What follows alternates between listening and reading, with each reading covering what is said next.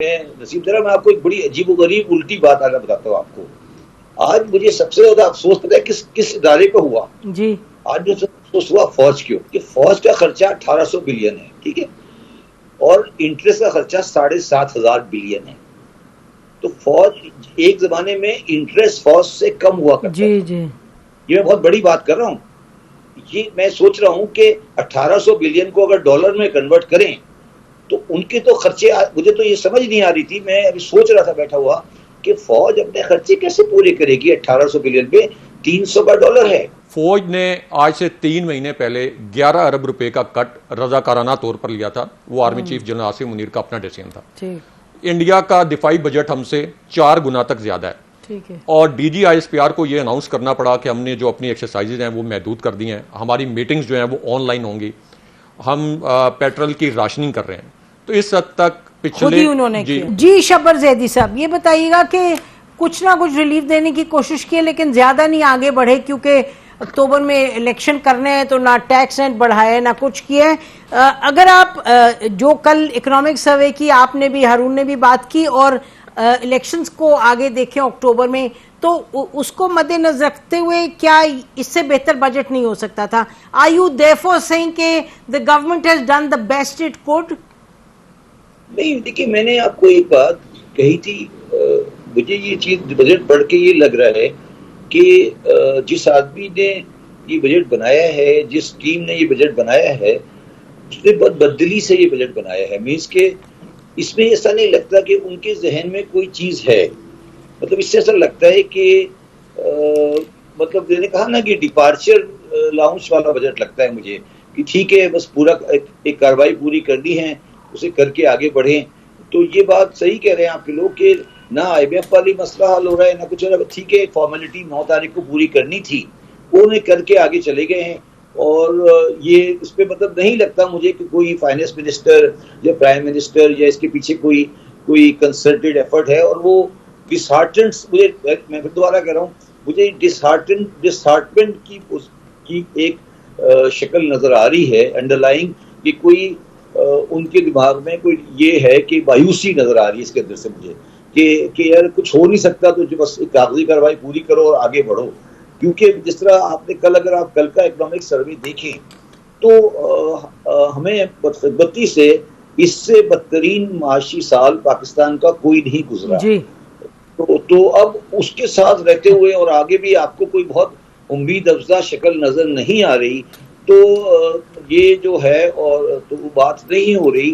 तो मुझे ये भी पता है कि जो हमारे जो पाकिस्तान में जो हमारी जो आगे 25 बिलियन की जो किस्तें आगे देनी हैं, उसके बारे में जो हम जो प्लान बी का एक स्टेटमेंट दे के आ गए थे या हमने कहीं शोशा छोड़ दिया था, तो वो हमारे जो रेलेवेंट लोग हैं उसने उनको बड़ा सीरियस लिया है। और वो ये पूछ रहे हैं कि भाई ये बताओ कि ये तुम प्लान बी जो बात कर रहे हो कि तुम कहाँ से कर रहे हो।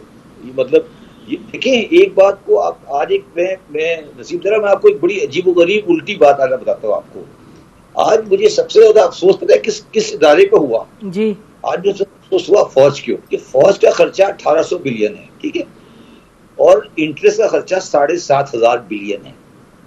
तो फौज एक जमाने में इंटरेस्ट फौज से कम हुआ करता जी था। जी। ये मैं बहुत बड़ी बात कर रहा हूँ।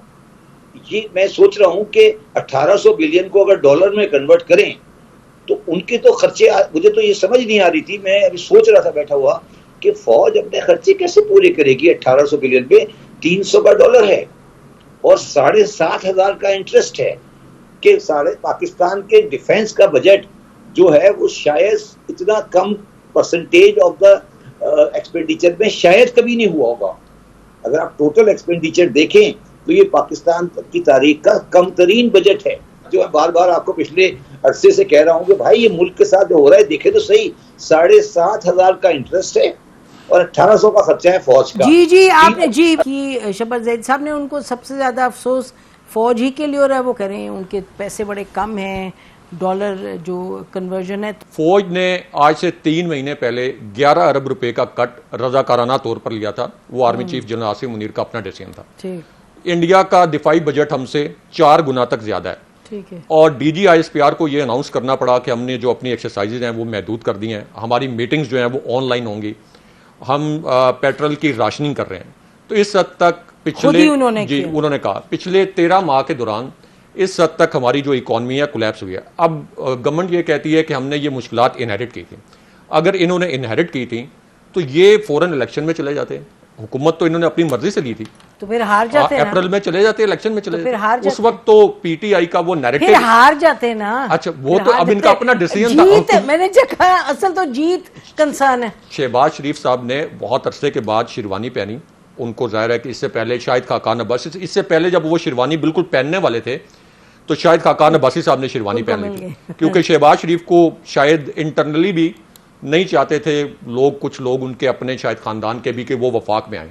और वफाक में वैसे by the way Nawaz Sharif ने तो एक अच्छा उनकी दौर में परफॉर्मेंस रही वफाक में नून लीग की, लेकिन शहबाज शरीफ साहब पंजाब की हद तक तो एक अच्छे मुंतजिम की शोहरत रखते थे। लेकिन वफाक में आके वो 13 महीने के अंदर वो शहबाज स्पीड का जो वो पूरा एक इंप्रेशन था, तासुर था, वो मुकम्मल तौर पर कोलैप्स हो गया। इकॉनमी भी आपकी ब्रॉड नहीं हुई, लोगों को तबाहकुन महंगाई का सामना करना पड़ा। हो सकती थी ब्रॉड इकोनॉमी, हो सकती थी। ये बड़ा सवाल है ना इब्राहिम। मैं चाहूंगी कि इस पर शब्बर जैदी साहब कुछ बताएं कि क्या शब्बर जैदी साहब ये इब्राहिम की क्रिटिक है ये मामलात पर, तो कितनी स्पेस थी? अभी हारून कह रहे थे ना फिस्कल स्पेस ही आपके पास इतनी लिमिटेड थी कि 13 महीने तो कौन कुर्सी को पकड़े, कौन फेंके, किसको निकालें, किसको जेल में डालें, किसको बंद करें, ये तो 13 महीने ऐसे गुजरे। क्या कोई हुकूमत कर सकती थी शब्बर साहब? देखिए, मैं तो बिल्कुल क्लियर हूँ, मुझे मानता हूँ इस बात को कि कोई जगह नहीं थी और इसमें स्पेस नहीं थी। मगर नसीम ज़हरा साहब, अगर आप मुझे फॉलो करती रही है तो मैंने तो बहुत अरसे पहले ये बात कही थी कि ये मुल्क दिवालिया है। तो आप लोग उस वक्त नहीं मानते थे। अब आज शायद आप लोग 50% मान गए हैं, कल आप पूरी तरह मान जाएंगे। मसला ये है कि ये दुकान चलने वाली नहीं है।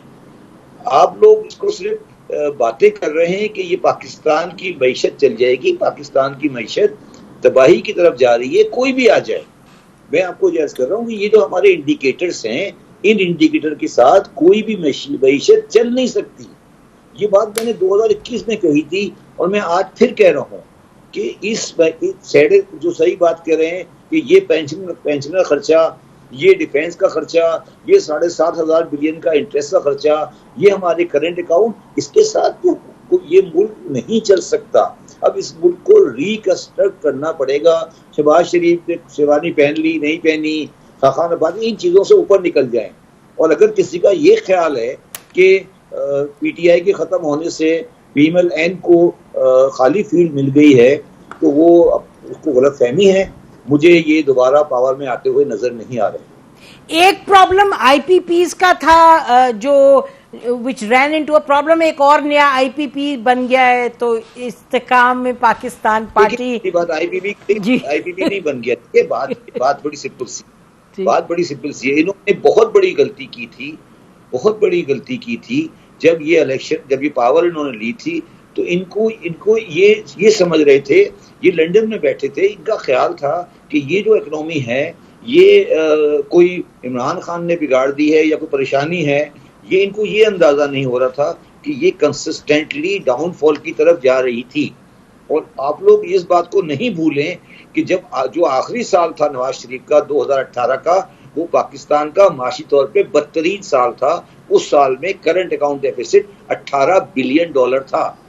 ठीक है, तो ये बातें इनको समझ आ रही हैं। ये अपने घर में बैठे पंजाब में पैसे फेडरल गवर्नमेंट से लेकर बड़ी बड़ी बातें कर रहे थे। अब इनको छठी का दूध याद आया है।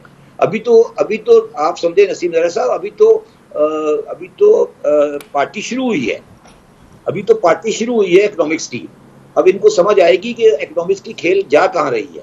जिस तरह से ये पार्टी कर रहे थे ना, पहले तो ये पार्टी ये कर रहे थे कि जी एक सर्टेन पार्टी के खिलाफ हिट लगे होते, सुबह से लेकर शाम तक वही करते थे। ठीक है, अब पार्टी शुरू होगी कि भाई आपकी क्या औकात है, आप कर क्या रहे हो और आपके जहन में क्या है। तो ये तो अभी तो आप देखें कि अभी 3 दिन में देखें इनके साथ होता क्या है। तो ये जो सारी चीजें जो है ना, इसको मसलन क्या होगा थोड़ा बता दीजिए, हम इंतजार करें उसका। क्या होगा इनके साथ? इनके साथ ये सबसे पहली बात ये है कि ये जो बार बार ये बात कह रहे हैं कि हमारे पास प्लान बी है, या हम IMF को आंखें दिखाएंगे, या हम ये चाइना के साथ चले जाएंगे, या हम ये कर लेंगे, ये बातें गलत होती है। जब शहबाज शरीफ साहब ने 2 दफा टेलीफोन किया है IMF की MD के साथ, इसका मतलब ये होता है जब प्राइम मिनिस्टर से टेलीफोन करवाना होता है, इसका मतलब ये होता है मैडम कि वो उनके बंदे आपके FM से बात करने को तैयार नहीं है। हम भी कराया करते थे प्राइम मिनिस्टर से फोन, जब उस वक्त होता था प्राइम मिनिस्टर फोन, जब नीचे वाले हमारे टेलीफोन नहीं उठाते थे तो हम मजबूरी में प्राइम मिनिस्टर से रिक्वेस्ट किया करते थे कि भाई तुम फोन कर दो, ये नीचे वाले फोन नहीं उठा रहे। जी सही कह रहे हैं, लेकिन अभी ब्रेक लेते